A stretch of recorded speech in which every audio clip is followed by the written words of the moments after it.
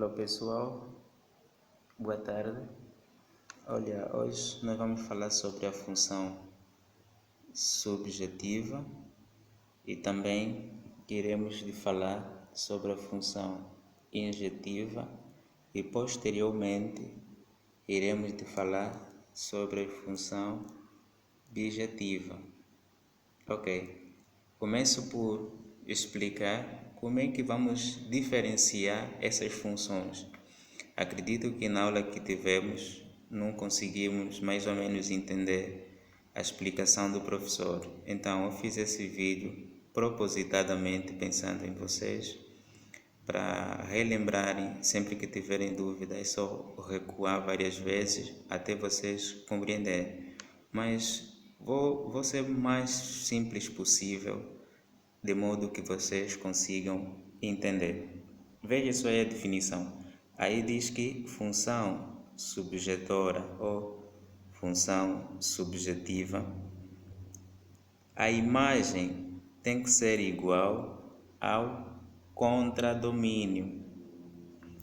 Veja a definição. A imagem tem que ser igual ao contradomínio. Entre esses dois conjuntos, o conjunto A e o conjunto B, quem é a imagem e quem é o contradomínio? É simples, é só você ver onde estão a ser indicadas as setas. Quer dizer que este é o contradomínio e este é a imagem. Então, aqui nós temos a imagem e este temos o contradomínio. Vejam o seguinte, ele disse que a imagem tem que ser igual ao contradomínio.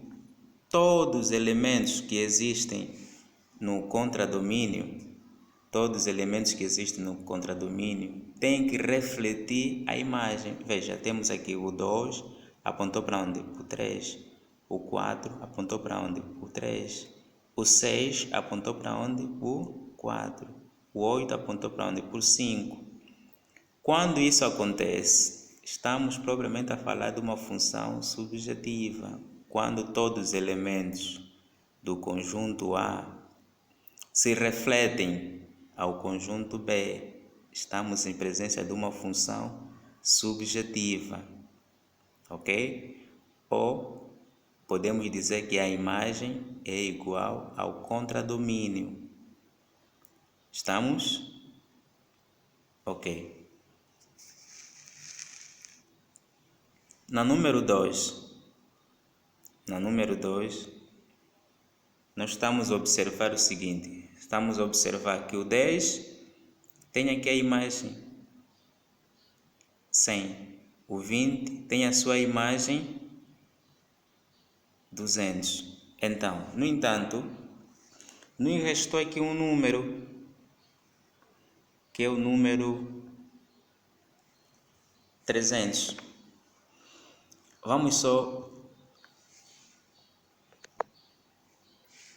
Vejam a definição, colega. A imagem tem que ser igual ao contradomínio, ou seja, todos os elementos que existem no contradomínio têm que se fazer parte da imagem, ok? Ninguém pode estar de fora, porque a imagem é igual ao contradomínio. É tipo, tiveres a se observar no espelho, só tem de refletir o teu rosto, não pode refletir o rosto mais de alguém, ok? É mais ou menos essa explicação básica que eu tenho de fazer, esclarecer aos colegas relativamente sobre a imagem. Agora, neste conjunto, vamos supor que aqui tem esses dois elementos, estão a refletir nestes dois, mas aqui ainda restou uma coisa, restou um outro número. Então, isso quer dizer que já não vai cumprir com essas condições a imagem igual ao contradomínio.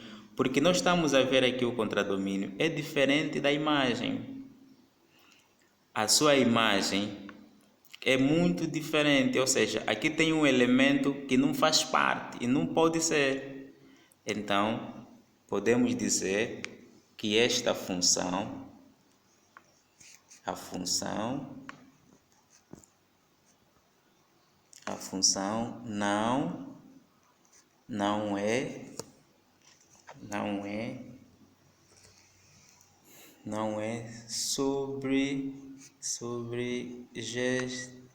subjetiva, ok? Então, nós estamos a ver que todos os elementos que aqui estão, que são o 10 e o 20, fazem parte a imagem foi refletida aqui, mas está aparecendo um elemento que não faz parte do domínio.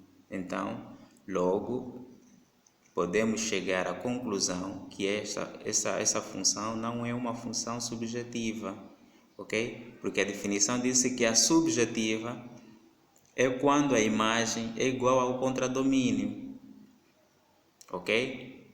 Ficou? Tá bom. Se não conseguiu entender, pode recuar várias vezes o vídeo até você mesmo entender. A diferença só consegue notar nisso. Aqui, todo elemento que faz parte do domínio tem a sua representação na sua imagem. Enquanto que aqui não, nem todos têm a sua representação na sua imagem. Tem sempre um elemento que ficou neutro. Quando isso acontece, é suficientemente dizer o seguinte: a função não é subjetiva. Agora, quando é que uma função é injetora? Quando é que uma função é injetora? É simples, é só observar o seguinte: quando o A é diferente de B, então o F de A é diferente de F de B. Está a te dizer assim, todo elemento que tiver aqui no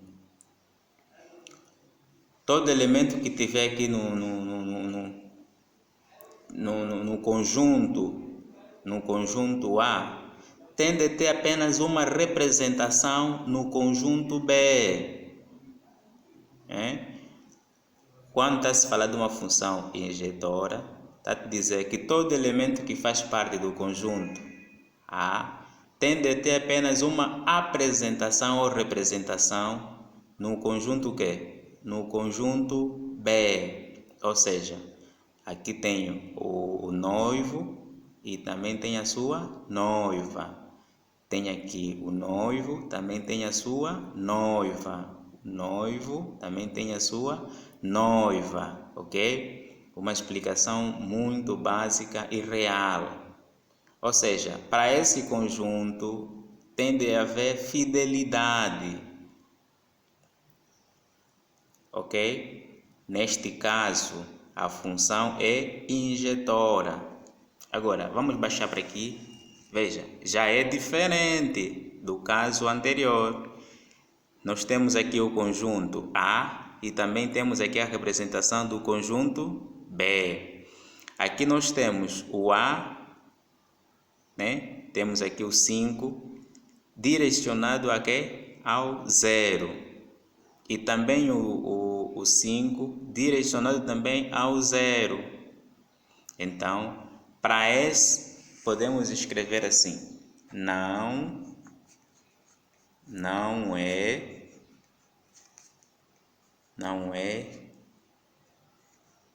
injetora. Consegue dizer o porquê? Por que não é injetora? Porque aqui a definição diz que o que tiver no conjunto A não pode ter várias representações no conjunto B. O F de A tende a ser diferente do F de B. Vou só fazer aqui vamos supor, né, que o 4,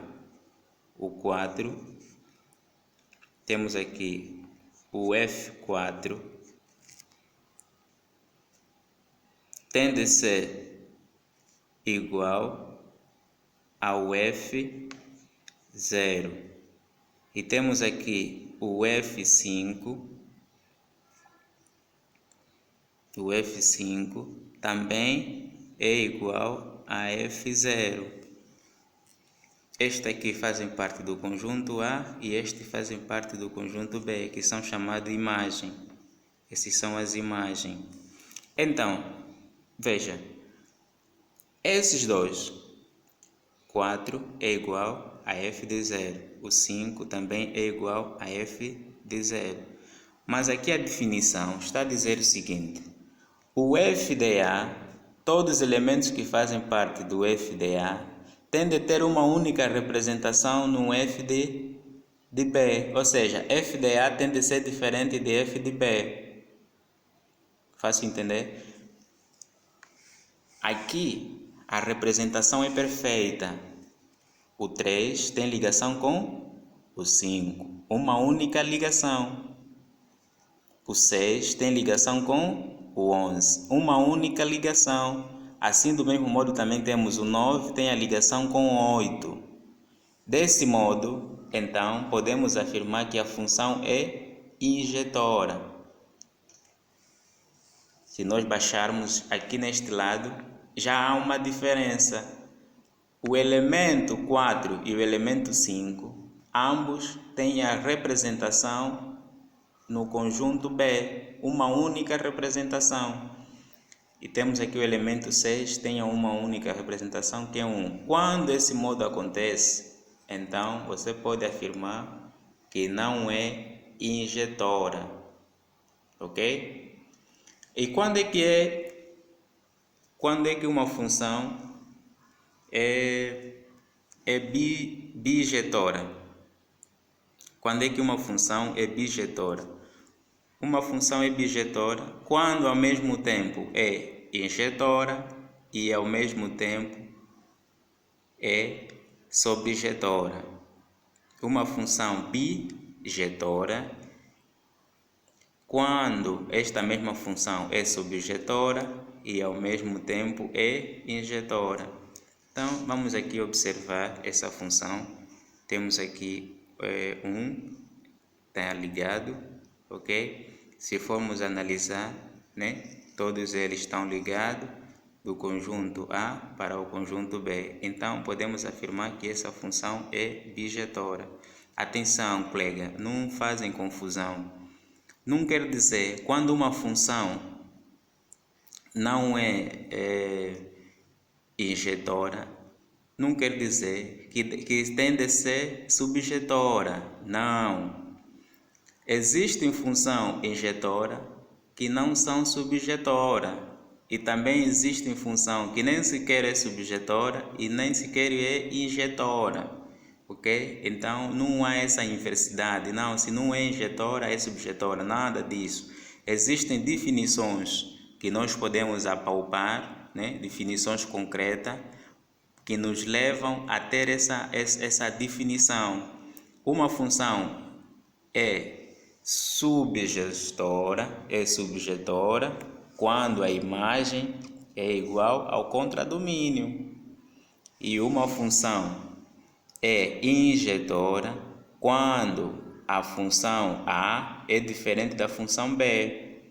Ok? Então é só para vocês analisarem este pormenor.